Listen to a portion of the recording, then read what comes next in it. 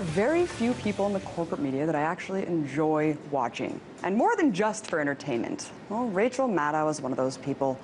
She's a seasoned anchor at MSNBC who has a powerful presentation and has made some epic rants. However, she also wouldn't be where she is if she didn't serve a particular role for the establishment. And as critical as she may be of Obama from time to time, at the end of the day, she's there to promote the Democratic Party, which she does quite well by not only conducting softball interviews with prominent politicians, but by fear-mongering her audience constantly about the GOP. Now, I'm not saying that the Republican Party doesn't deserve ridicule. What I am saying is that both parties are equally complicit in the disastrous policies that are destroying this country. But recently, Maddow has gone beyond her usual partisan politics and is connecting obscure dots to make some pretty startling conclusions in the wake of the Boston bombings. The headline, and I think also in some ways the bottom line, of the Boston Marathon bombing has been that the reason for the bombing was radical Islam, that the bombers were inspired by the online Al-Qaeda magazines. They committed the bombing for the same cockamamie conspiratorial nonsense that we've all had to become so familiar with. But if this new reporting from the BBC and the Wall Street Journal is correct, that may not have been the only conspiratorial nonsense radicalism that was at work here. I mean, really, pick your poison, right? I mean, it's the Protocols of the Elders of Zion, which Tamerlan Tsarnaev also apparently had a nice copy of. It's the Protocols of Zion, or it's 9/11 truth, or it's what Anwar al-Awlaki sold to Nidal Malik Hassan. There's always been an appeal to this necrotizing conspiracy theory radicalism, which almost always butts up against justifying violence, justifying... Wow. So according to Maddow, conspiracy theories are almost always used as justification for violence. And the Tsarnaev brothers were not radicalized by Islam alone, but were also by conspiracy theories, namely those regarding 9/11. Of course, she forgets to mention that Dzhokhar himself allegedly said that U.S. foreign policy was the motivating factor behind the attacks, but I digress. Then Maddow compares Anwar al-Awlaki's teachings to people who aren't satisfied with the official 9/11 story. Think about how dangerous that rhetoric is for 1 second. What does it say about the 9/11 victims' family members who are unfulfilled with the investigation? What about the countless millions of people around the world who are unsatisfied with what the government told us happened and why? Or how about the groups of firefighters, architects, scientists, and world leaders who have also expressed their doubts? Should they all be flagged as potential terrorist threats too? But look, this isn't the first time Rachel has acted as an echo chamber for the government's position on 9/11. She once dedicated a whole segment on her show just to promote it.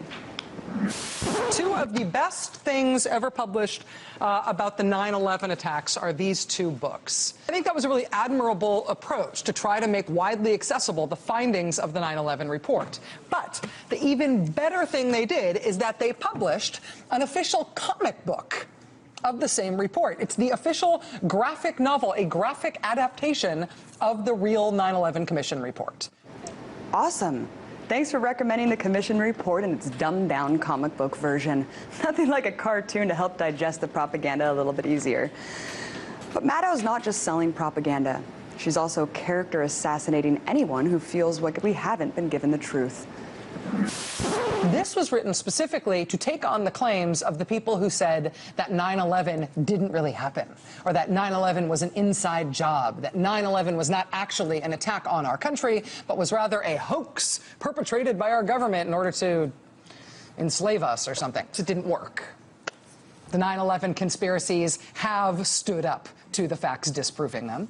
The 9/11 conspiracies have not gone away because they are too ideologically and, I think, emotionally satisfying to the people who espouse them. Yeah, Rachel, because someone who wants the truth about why things are the way they are must believe that 9/11 either never happened, or that it was a hoax, or that the government completely engineered every facet in order to enslave humanity. Because apparently it's too hard to believe that this government would not care about the lives of human beings in order to advance geopolitical goals. Is it really too hard to believe the fact that Bush and his cabinet turned a blind eye to let the attacks happen, or even ensure that they happened? According to Maddow, it's somehow more comforting for people to accept the view that the government would allow them to die to justify war. But wait a minute. Is that exactly what she thinks? That is why the new bombshell reporting by Kurt Eichenwald, which ran as an op-ed in today's New York Times, but is also in his new book, is so important.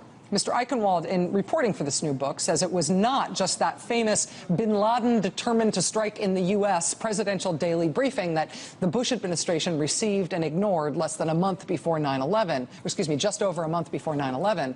It was a whole series of presidential daily briefs, all through May and June and July of 2001, all warning of a planned major strike by al-Qaeda in the United States, which then, of course, ultimately happened in September of that year. There's a responsibility to get history right for its own sake, right? Yes, Rachel, it is. And letting 9/11 happen is making it happen. And I commend you for being critical of war, critical of many of the empire's destructive policies.